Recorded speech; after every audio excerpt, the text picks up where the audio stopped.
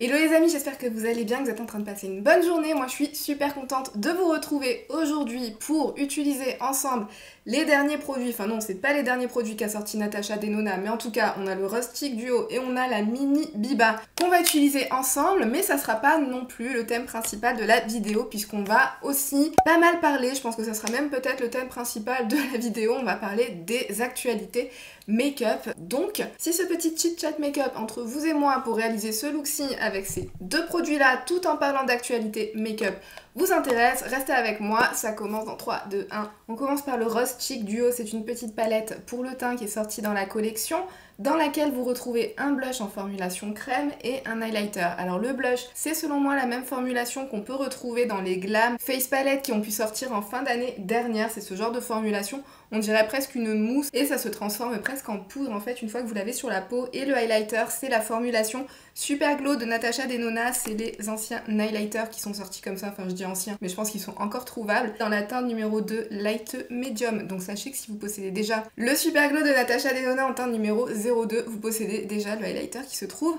dans cette mini palette-ci. C'est exactement les mêmes teintes, exactement la même formulation. Vous retrouvez cette petite palette au prix de 18 € chez Sephora et vous avez à l'intérieur 4 grammes de produits. Et en ce qui concerne la Mini Biba, voici comment elle se présente. C'est une palette dans des tonalités de neutre. C'est du marron qui ont des sous-tons un petit peu biscuités. Franchement, je m'attendais à ce que ça soit beaucoup plus rose que ça, en fait, ce qu'on pourrait retrouver dans cette palette-ci. Et vu les photos de promo qu'on en a eu, je m'attendais vraiment à ce que cette teinte-ci, ça soit un rose clair. Mais en fait, c'est pas du tout rose, hein. Vous voyez, c'est vraiment plus une couleur un peu biscuitée, abricotée, vous voyez. Je vais faire des comparaisons, je vais faire tout de suite les comparaisons avec d'autres palettes avec lesquelles on pourrait se poser des questions. Comme ça sera fait parce que pour le reste de la vidéo, vu que vous avez vu ces produits passer à peu près 36 000 fois déjà à ce stade, on va parler d'autre chose. Hein. Pour le reste de la vidéo, je vais pas vous ennuyer à vous refaire le topo sur des produits que vous connaissez déjà et que vous avez sûrement déjà dans vos collections. Alors, je vous montre une comparaison avec la Glam Face Palette en version light, juste pour vous montrer les blushs. Vous voyez, c'est pas les mêmes tonalités de blush. Celui qui est dans le Rustic Duo est beaucoup plus clair que celui-ci. Celui-ci a une tonalité un petit peu plus chaude, un petit peu plus terracotta, voire rouille, alors que celui-ci a une tonalité bien plus rosée. C'est aussi un rosé abricoté. C'est comme s'il avait une toute petite pointe de chaleur à l'intérieur, une toute petite pointe biscuitée aussi à l'intérieur, mais bien plus clair que ce qu'on pouvait avoir dans la Glam Face Light. Je vous montre aussi la comparaison de la Mini Biba avec les teintes de fard à paupières qui se retrouvent aussi dans la Glam Face Palette en version light. Et c'est pas la même chose, c'est deux palettes de neutre, mais les teintes sont beaucoup moins similaires que ce qui aurait pu nous faire peur. Donc ça, c'est plutôt une bonne nouvelle. Et je vous montre aussi une comparaison avec la Mini Nude, la Biba au-dessus et la Mini Nude en dessous. Donc encore une fois, on est sur des tonalités de neutre, sur une gamme de couleurs de neutre dans les deux palettes, mais c'est pas la même gamme de tonalité de neutre. Sur cette palette-ci, on est un petit peu plus sur des choses camel, c'est du marronné avec une pointe de camel, alors comme je vous disais, c'est ce marronné-ci, c'est du marronné un petit peu plus presque abricoté, biscuité, voilà, je saurais pas le décrire mieux que ça, mais en tout cas, voilà pour la partie comparaison. Et cette palette-ci, vous la retrouvez aussi au prix de 25 € comme toutes les mini de Natasha Denona. Ça c'est fait, normalement vous avez vu tous les swatchs, donc on va commencer avec l'application du make-up. Je vais commencer par le petit Rustic Duo, on va appliquer le blush et le highlighter ensemble. Mais comme je vous le disais dans cette vidéo-ci, j'ai envie qu'on parle un petit peu plus de l'actu make-up plutôt que des produits en eux-mêmes, même si on va quand même en parler. Il y a des choses qui se passent du côté du monde de la beauté. Je sais pas si vous avez vu la nouvelle par rapport à toutes ces marques qui sont en train de fermer leurs portes et de faire faillite en ce moment. Alors on en a déjà eu pas mal l'année dernière, enfin pas mal, on en a eu deux il me semble l'année dernière, avec Marc Jacobs et Becca qui ont fermé leurs portes. Et là, depuis janvier, on a eu l'annonce de Otrera Beauty, on a eu aussi l'annonce de Urban Decay et aussi dernièrement on a eu l'annonce de BH Cosmetics. BH Cosmetics est aussi en train de fermer ses portes. BH Cosmetics a fait faillite. La tristesse. Quelle tristesse, on vit dans une période difficile les amis. Non mais ouais, alors Otrera Beauty, je pense que je vous apprends rien. En début janvier, on nous a annoncé la fin de la marque. Il y a eu liquidation totale des produits, des stocks sur le site avec des grosses promos. Je ne reviendrai pas sur toute la logistique qu'il y a pu avoir autour de cette liquidation. Hein. Je pense que vous êtes tout au courant. Et je pense pas que ça mérite qu'on insiste. On a aussi Urban Decay. Alors pour Urban Decay, je l'ai pas précisé, mais c'est vraiment Urban Decay France, hein. C'est pas Urban Decay la marque, c'est la filiale française. C'est-à-dire que Urban Decay, nous on avait la chance d'avoir Urban Decay en France, c'est-à-dire d'avoir directement un site français où on pouvait commander nos produits Urban Decay. C'est vraiment la partie française de Urban Decay qui ferme ses portes, hein. Je vous reprécise que la marque existera toujours parce que Urban Decay c'est une marque américaine il me semble, et la marque Urban Decay continuera à exister, c'est juste qu'on n'aura plus Urban Decay, le site français. Alors ce que je ne sais pas encore à l'heure actuelle, ce que je n'ai pas réussi à comprendre à l'heure actuelle, c'est est-ce que on aura encore accès à Urban Decay en France, notamment au travers de Sephora, parce que si vous allez à l'heure actuelle sur le site de Urban Decay français, il précise qu'on peut retrouver tous les produits Urban Decay chez Sephora, leur partenaire, revendeur. Donc est-ce que à l'avenir, on pourra continuer à trouver leurs produits chez Sephora ou pas? Ça, c'est ce que je n'ai pas encore tout à fait réussi à comprendre. Est-ce qu'on pourra encore aussi réussir à se les procurer sur les sites anglais, style Look Fantastic, style Feel Unique et Beauty Bay? Il me semble que ces 3 sites-là revendent aussi du Urban Decay. Donc ça, j'ai pas tout à fait tout bien compris. Moi, ma compréhension à l'heure actuelle, c'est qu'on pourra encore mettre la main sur les produits Urban Decay sur ces sites-là, les sites anglais et le site Sephora français, mais je n'en suis pas 100% sûre. Donc si jamais vous avez une info officielle, je précise bien officielle, pas des choses qu'on aura entendues à droite à gauche, n'hésitez pas à nous dire dans les commentaires parce que vraiment ça m'intéresserait. Je suis vraiment en attente de plus d'informations. Urban Decay, c'est une marque que perso j'aime beaucoup, j'aime énormément leurs produits teints, j'ai pas mal de leurs produits teints qui sont des must-have pour moi, donc j'ai besoin de savoir. Et autre question, parce que je sais que vous êtes nombreuses à me suivre qui ne résident pas forcément en France, est-ce que dans d'autres pays c'est en train d'arriver? Est-ce qu'il y a que Urban Decay France? Ou est-ce que si jamais vous avez un Urban Decay propre à votre pays, vous avez un site officiel dans votre pays Urban Decay, laissez-nous savoir si dans d'autres pays c'est le même cas ou si c'est arrivé que chez nous, parce que ça aussi c'est un mystère, je comprends pas pourquoi. Pourquoi en France on n'aura plus accès à Urban Decay quoi? Dites-nous, les spectateurs internationaux et européens, si vous avez des infos, on est toujours preneuses. Et enfin on a aussi BH Cosmetics qui a annoncé tout récemment aussi en janvier que eux carrément qu'ils avaient fait totalement faillite. Les finances en baisse, plus assez d'argent dans les caisses, on peut plus payer nos partenaires, on ferme. Voilà. C'est hyper triste je trouve parce que BH Cosmetics, je trouve que c'est une marque qui a fait de super bons produits, de super belles palettes. Vous vous rappelez la palette avocado, la palette blueberry, muffin, toutes les palettes qui étaient dans ce format là, j'en ai entendu tellement de bien. Alors moi perso, j'ai pas spécialement testé, mais je sais que ces palettes là étaient dans les favoris et dans les top palettes favorites de toute l'année 2019 d'énormément de monde, mais je pense qu'en 2020-2021, ils ont pris une direction qui était peut-être pas forcément la meilleure pour eux. Alors ça après c'est mon analyse perso, hein. Je suis pas du tout experte en BH Cosmetics ou quoi que ce soit, mais j'ai l'impression qu'ils ont pris une direction. Genre ils ont essayé peut-être de targeter une autre audience, une démographie peut-être un petit peu plus jeune. Vous vous rappelez la collaboration, enfin pas la collaboration, ils ont fait une collection avec des palettes où il y avait des mots un petit peu vulgaires en nom de palette et en gros, écrit en gros sur le packaging. Donc je pense que c'était une collection qui était faite peut-être pour viser justement un public un petit peu peut-être plus jeune, pour se diversifier. Sauf que je pense que ça a fait un flop total parce que genre ni les jeunes ni les moins jeunes ne se sont reconnus dans cette collection. Ça a toujours été un choix moi qui m'a un petit peu laissé perplexe. C'est vraiment dommage parce qu'apparemment la qualité dans ces palettes-ci, dans cette collection-ci était vraiment au top, mais je pense qu'il y a beaucoup de personnes que genre on a juste vu le packaging, on se dit non. Moi c'est complètement sorti de mon radar, j'ai aussitôt oublié. Ils ont aussi misé sur des collaborations, il me semble qu'ils ont sorti une collaboration avec Doja Cat et avec Iggy Azalea, mais c'est pareil, je pense que les collabs, les énormes collabs comme ça, BH c'est une marque à petit prix, je pense qu'une énorme collab comme ça leur coûte énormément d'argent de faire ce partenariat, de faire cette collaboration. Et en 2020-2021, je pense que toutes les collaborations comme ça avec des célébrités, tout le monde s'en fout en fait. Je parle peut-être que pour moi, mais moi personnellement, dès que je vois... Alors déjà, quand je vois des marques de célébrités, ça me passe un petit peu par-dessus la tête. Moi, c'est pas spécialement mon délire. Mais alors des collabs de marques existantes avec des célébrités, ça je pense que c'est totalement dépassé. Je pense que c'était peut-être bien en 2018, mais c'était à laisser en 2018 quoi. Selon moi, c'était pas un bon plan stratégique pour se relancer et pour apporter de la nouveauté et pour chercher des nouveaux consommateurs et pour agrandir son marketing. Je pense que ça a eu l'effet totalement inverse. Je pense que ça les a beaucoup plus désavantagés, ça les a beaucoup plus plombés que ça ne les a arrangé de faire ça, et la preuve, malheureusement, ils font faillite, et si j'ai bien compris, ça va être l'arrêt définitif de BH Cosmetics, quoi. Et justement, la faillite, je pense pas que ça a été le problème uniquement de BH Cosmetics, parce que je pense que pour toutes les marques que j'ai pu citer avant, même si on n'a pas eu les raisons officielles, etc., je pense que pour toutes les marques que j'ai pu citer, la raison était la même. En général, les raisons pour qu'une marque s'arrête, c'est que les rentrées d'argent et les recettes sont insuffisantes, et qu'on peut considérer soit que la marque n'est pas rentable, n'est pas profitable, parce que le but d'une marque, ça restera toujours de faire de l'argent, de faire du profit et d'être rentable. Et quand c'est pas le cas, on ferme. Alors Urban Decay France, est-ce que c'est parce qu'en France, il y a eu un désintérêt total sur Urban Decay? C'est vrai que ça fait longtemps que je vois plus passer de produits Urban Decay sur les chaînes beauté, etc. Enfin,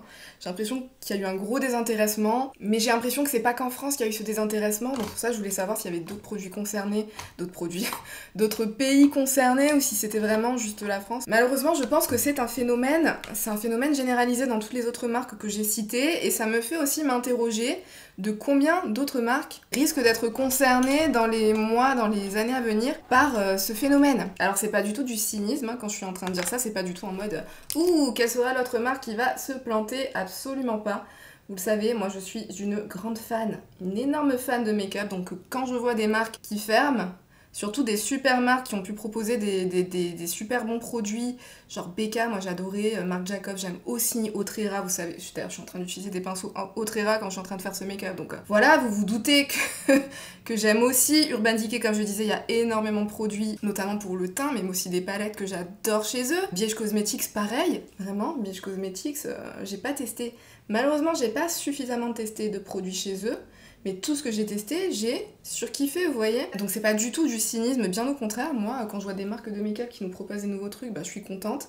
Mais c'est juste que j'ai l'impression que le monde de la beauté et du make-up en règle générale, il y a tout un autre mode de consommation qui s'est opéré en fait ces derniers temps, ces derniers mois, même ces dernières années. Or, notamment, il y a eu le phénomène dont je ne prononcerai pas le nom, en 2020 et 2021 qui a fait que forcément énormément de personnes ont porté tout simplement beaucoup moins de make-up, et du coup qui dit porter beaucoup moins de make-up veut dire aussi acheter beaucoup moins de make-up. Mais je pense que même au-delà de ça, il y a d'autres phénomènes qui font que même si on est intéressé par le make-up, même si on est passionné par le make-up, on consomme plus de la même manière. Il y a une grosse prise de conscience, il y a un éveil, il y a une sensibilisation autour de tout ce qui est surconsommation, gaspillage, etc. qui est faite en ce moment. Et forcément, le make-up est aussi impacté, surtout qu'on est entré dans une ère de fast fashion autour du make-up, ou d'une fast beauty. On a des nouveautés sans cesse, en permanence, toutes les semaines, il y a des nouvelles nouveautés. On peut faire des vidéos toutes les semaines pour discuter des nouveautés make-up. Il y a beaucoup de raisons différentes pour lesquelles on peut s'intéresser au make-up. Vous voyez,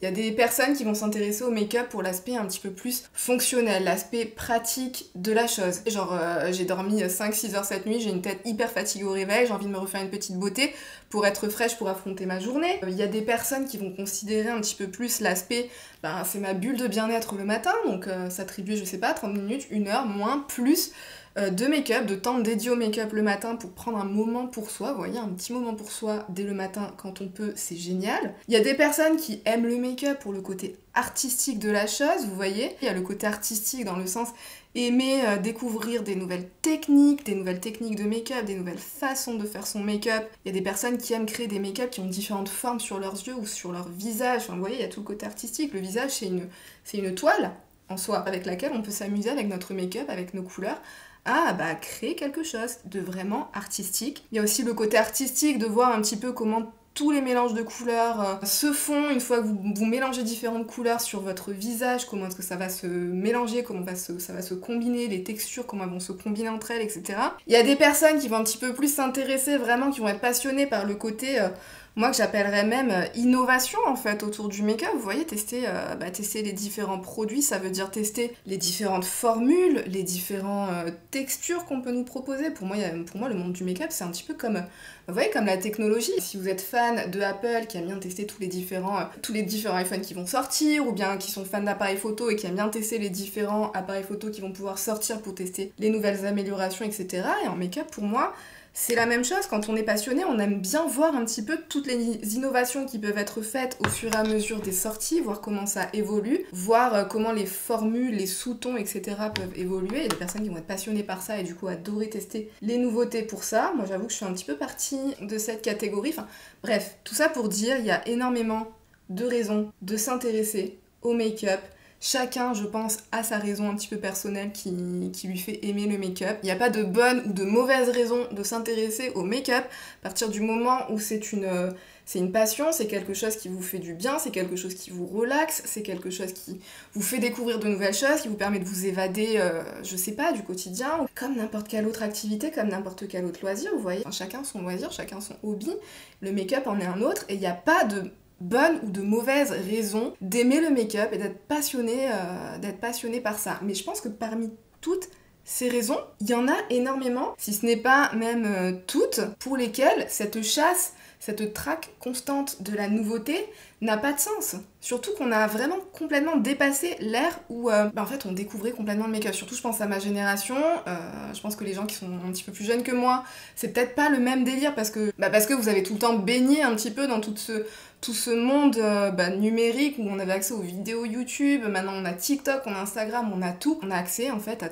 tout ce qui concerne le make-up, les nouveautés, les techniques, tout ce qu'on veut. On peut trouver des tutos, on peut trouver des revues, on peut trouver absolument de tout. Moi je sais que quand j'ai commencé le make-up, je n'avais pas accès à tout. Vous voyez, moi je faisais partie des gens qui ont commencé avec Agnès B. Vous vous rappelez de Agnès B là? Moi je commandais des fards mono, là, les monobulles, je crois que ça s'appelait même. Vous vous rappelez de ça ou pas? Moi je me rappelle, genre quand j'étais au lycée ou autre, je connaissais rien des techniques de make-up. Genre moi je prenais un fard lumineux, je m'appliquais ça partout sur ma paupière et j'étais contente de moi, vous voyez. Des fois j'appliquais même pas de mascara, ou des fois j'appliquais juste du crayon dans la muqueuse et ça y est, j'étais contente. Alors le moment où on a eu accès non seulement à toutes les vidéos où on pouvait voir un petit peu toutes les façons de professionnels, finalement, de make-up artistes, de comment on applique son make-up, de comment faire pour se réaliser un joli make-up qui peut mettre ses traits en valeur, mais aussi quand on a eu l'arrivée de tous les différents produits sur le marché, genre on avait plein de, je sais pas, des fonds de teint avec des formulations différentes, on a découvert les produits pour les sourcils, moi c'est un truc que je connaissais pas du tout, on a eu accès à plein de mascaras, quand on a eu les premières palettes de fard à paupières, les premières Naked, attendez ça va couper, genre les premières Naked d'Urban Decay, les premières palettes, la première fois où on avait accès à plein de fards à paupières dans une seule palette, moi qui avais toujours connu que les monos, vous voyez, c'était la révolution, donc on était dans une ère où on découvrait ça, on avait envie de tester un petit peu de tout, tester toutes les différentes méthodes, on avait aussi le monde de l'influence autour des réseaux sociaux, etc., qui n'a fait que s'accroître, donc qui nous a encore plus donné envie de tout tester. On avait envie de tout découvrir, de tout tester d'un coup. Au fur et à mesure où on pouvait découvrir différentes choses, au fur et à mesure où on pouvait tester différentes choses, différentes couleurs, découvrir ce qui nous allait, ce qui nous allait pas, quelle façon d'appliquer le make-up correspond le mieux à la morphologie de notre visage, des choses comme ça, plus on découvrait de choses et plus en même temps les tiroirs se remplissaient. Quand on en arrive en 2022, je pense qu'on a plus ou moins toutes dans nos tiroirs un produit dans chaque catégorie de make-up qui nous convient et qui pourrait nous satisfaire pour le quotidien. Donc vous voyez, cette chasse continuelle du make-up, elle a plus de sens au bout d'un moment. Même je pense pour les personnes qui aiment sans cesse, ce que je vous ai montré, là je suis en train d'utiliser ce fard-ci, qui aiment tester les nouveautés, qui aiment découvrir des différentes formules, etc. C'est très rare, je pense, des personnes qui sont intéressées par absolument toutes les catégories de produits make-up qui peuvent exister sur le marché, vous voyez. Donc même, je pense, si vous vous intéressez à beaucoup de choses, je pense pas que vous vous intéressez peut-être à tout. Je vais prendre mon exemple personnel, moi ce qui me plaît le plus en make-up, c'est les palettes de fard à paupières, ça je pense que vous l'avez bien compris. J'aime aussi énormément les blushs, j'aime aussi tout ce qui est rouge à lèvres. En fait, j'ai l'impression que tout ce qui contient un petit peu des couleurs et qui permet de jouer avec les couleurs et les sous-tons, etc., c'est quelque chose que moi je kiffe dans le make-up, et découvrir toutes les formules qu'il peut y avoir autour de ces produits. Je surkiffe. Mais par exemple, concrètement, je suis une personne, moi, qui est peut-être un petit peu moins intéressée, par exemple, par les fonds de teint ou par les produits pour les sourcils, vous voyez. Une fois que j'ai trouvé ce que je veux, dans mes tiroirs, je pourrais très bien avoir 2-3 fonds de teint. Un fond de teint peut-être mat, un fond de teint lumineux mais pas trop pour mes besoins de peau mixte à grasse, et un fond de teint avec haute couvrance pour les jours où j'ai besoin de haute couvrance. Vous voyez, avoir 3-4 fonds de teint dans mes tiroirs max, et de pas avoir besoin de tout le temps être en train de tester les différentes nouveautés, ça pourrait très bien convenir. Bien sûr, je fais des vidéos YouTube, donc je teste un petit peu plus de choses pour pouvoir proposer un petit peu de revues. Concrètement, si je faisais pas YouTube, peut-être que je testerais beaucoup moins de choses. D'ailleurs, même je pense que les fonds de teint, c'est ce que vous voyez le moins passer en règle générale sur ma chaîne. Oui, je suis intéressée par les nouveautés, voir les différentes formules, qu'est-ce qu'elles peuvent m'apporter, etc. J'irai pas non plus courir, chasser tout le temps la nouveauté pour absolument tout tester. Vous voyez, chacun son domaine, je pense, où il y a des choses qui peut-être les intéressent un petit peu moins. Certaines personnes qui vont adorer tester justement des différents fonds de teint et qui sont peut-être un petit peu moins intéressés, je sais pas, par les palettes de fard à paupières. Enfin, je pense que c'est tout à fait normal d'avoir des centres d'intérêt différents, même au sein d'une même catégorie, d'une même passion. Donc c'est juste pour dire qu'en fait, je pense qu'au final, toutes les raisons qu'on pourrait avoir d'aimer le make-up, même quand on aime l'innovation et quand on aime tester toutes les nouveautés qui peuvent un petit peu sortir, ben, on n'a pas besoin d'être tout le temps en train de chasser la nouveauté, vous voyez. Surtout quand on voit nos tiroirs qui se remplissent et qui se remplissent et qui se remplissent et qu'on est, je pense, de plus en plus à peut-être avoir du mal. Enfin, à un moment donné, on a envie juste de profiter de nos produits et de pas être tout le temps en train d'avoir à tester des nouvelles choses. Même si j'adore ça, hein, je vais pas me cacher, moi j'adore ça. Mais des fois, ça rend un petit peu triste de voir que, je sais pas, certaines palettes, on les a peut-être utilisées 2 semaines et ensuite elles sont retournées au tiroir. Et on aurait peut-être envie de les tester un petit peu plus, mais on peut pas parce qu'on a envie de tester les nouveautés, vous voyez. Tout ça pour revenir au sujet de la surconsommation, je pense que c'est un sujet qui sensibilise de plus en plus de monde, qui touche de plus en plus de monde et auquel plus en plus de monde s'intéresse, sans parler de tout ce qui est conséquences écologiques, environnementales, etc. Je vais même pas rentrer dans le sujet parce que ça pourrait être le thème de toute une autre vidéo, j'ai pas envie de vous assommer non plus. Bref, tout ça pour dire que ce sujet de la surconsommation, ça fait que j'ai l'impression que le make-up suscite beaucoup moins d'intérêt en fait que ce que ça pouvait avoir avant. Oui, il y a toujours des vrais passionnés qui subsistent et nous on est là, on sera là.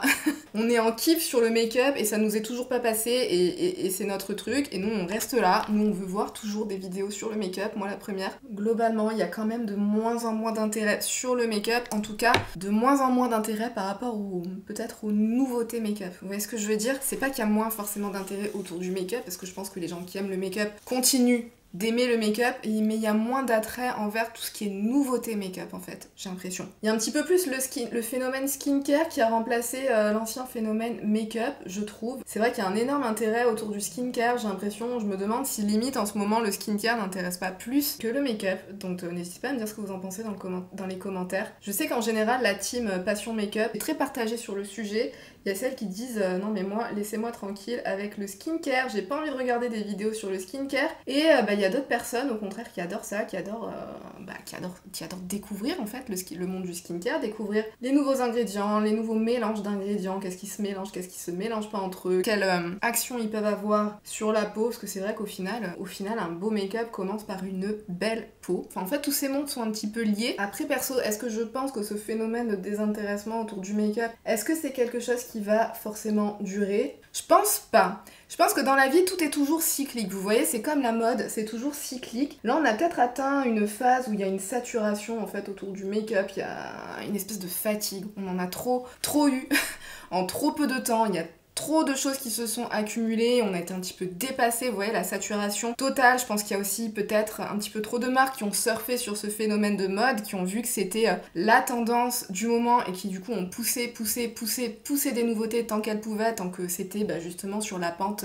ascendante. Et on va pas se le cacher, je pense que clairement ça a contribué un petit peu à ce sentiment de fatigue, ce sentiment de on n'en peut plus, il y a trop de choses qui sortent en même temps, tout le monde a surfé sur le phénomène, il y a des célébrités, il y a tout un tas de célébrités qui se sont mises à lancer leur marque de make-up, des collabs toutes plus improbables les unes que les autres, des marques qui ont rien à voir avec le make-up, qui ont fait des collabs avec le make-up. Tout le monde a senti qu'en fait c'était vendeur, que ça faisait de l'argent et que non seulement ça faisait de l'argent, mais ça en faisait beaucoup et rapidement. Peut-être que là c'est le skincare qui est un petit peu plus à la mode. Je pense sincèrement qu'on est dans un cycle, peut-être que le make-up n'est pas forcément ce qu'il y a de plus à la mode en ce moment, mais je pense que ça le reviendra un jour. Est-ce qu'on reviendra au pic qu'on a pu avoir, qu'on a pu connaître, genre en 2018, 2017, etc., là, les années d'or, l'âge d'or du make-up? Peut-être pas, je pense pas qu'on reviendra à ça, mais je pense qu'en tout cas, va falloir que beaucoup de marques essayent de changer leur stratégie, peut-être leur approche par rapport à toute cette fast beauty, trouver d'autres solutions. D'ailleurs, vous avez vu, il y a plein de marques qui essayent de virer sur des produits qui soient à la fois make-up et soins parce qu'elles sentent un petit peu le vent tourner vers le skincare. Il va falloir trouver d'autres stratégies, peut-être. Il y a plein de petits trucs qui pourraient être faits pour que, que le make-up soit de nouveau tendance. Les personnes qui ont cette passion du make-up, on sera toujours hyper intéressés par le sujet. Mais je pense que pour réintéresser autant de monde que ça avait pu en intéresser avant, va falloir changer le mode de consommation, le mode commercial, le mode tout quoi. Le mode stratégie, enfin tout. Du coup, d'où ma question du début, d'où est partie absolument toute cette digression. Non mais là c'est plus une digression à ce stade, je vais changer le thème de la vidéo je pense. Est-ce que d'autres marques vont suivre dans ce genre de faillite ou est-ce que les marques vont savoir se réinventer? Est-ce que les marques vont réussir à changer un petit peu le phénomène qui se passe en ce moment de lassitude, tout ça? Qu'est-ce que vous en pensez? Est-ce que vous pensez en particulier à des marques qui sont un petit peu, selon vous, sur un petit peu la mauvaise pente? Et est-ce que vous pensez à des marques comme ça, quand vous y pensez, est-ce qu'elles s'en sortent bien? Est-ce qu'elles vont continuer à réussir à s'en sortir aussi bien sur le long terme? Donc dites-moi ce que vous en pensez. Je veux des noms dans les commentaires. Lâchez des noms de marques. On veut du thé, servez-nous le thé. Moi de mon côté, je vais en revenir aux produits que j'étais en train de tester dans cette vidéo, quand même. Je vais arrêter de vous assommer sur ce sujet là, vous avez cliqué sur cette vidéo en mode je veux me détendre, je pense à autre chose. Et je vous ai assommé avec un thème plus ou moins philosophique. Bref, en tout cas, pour revenir aux produits, alors la petite palette pour le teint, comme je vous disais, le blush c'est exactement la même formulation que dans les Glam Face Palette, c'est-à-dire que moi perso j'ai pas spécialement eu de problème, ça s'applique hyper facilement, même par-dessus un teint poudré, et vraiment aucun problème, ça se transforme presque en poudre une fois que vous l'avez sur les joues. Il contient un petit peu de micro paillettes à l'intérieur, comme c'était le cas pour les Glam Face Palette, je ne sais pas pourquoi, mais elles sont très très fines et elles se voient surtout en lumière artificielle. Donc même moi qui suis une chasseuse de micro paillettes, j'arrive à les tolérer, donc c'est pour vous dire.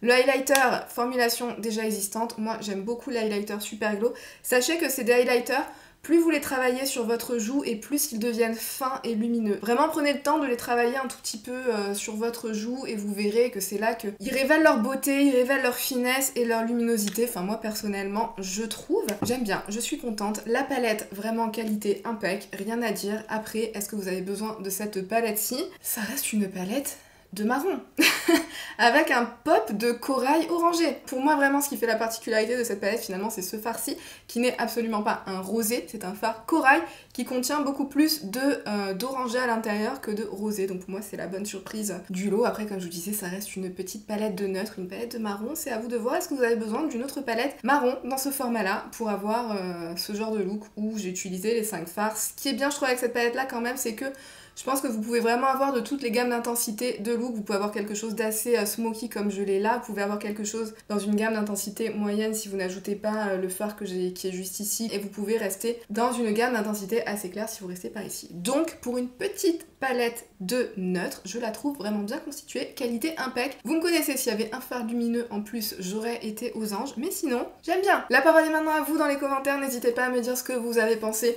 soit de ces produits-là de chez Natasha Denona, soit des sujets dont on a parlé dans la vidéo, soit des deux si vous en avez envie. En tout cas, j'espère que tout ça vous aura plu, si c'est le cas, pensez bien à faire tous les trucs YouTube, et sur ce, moi je vous fais tout plein de bisous et je vous dis à bientôt dans une prochaine vidéo. Bye!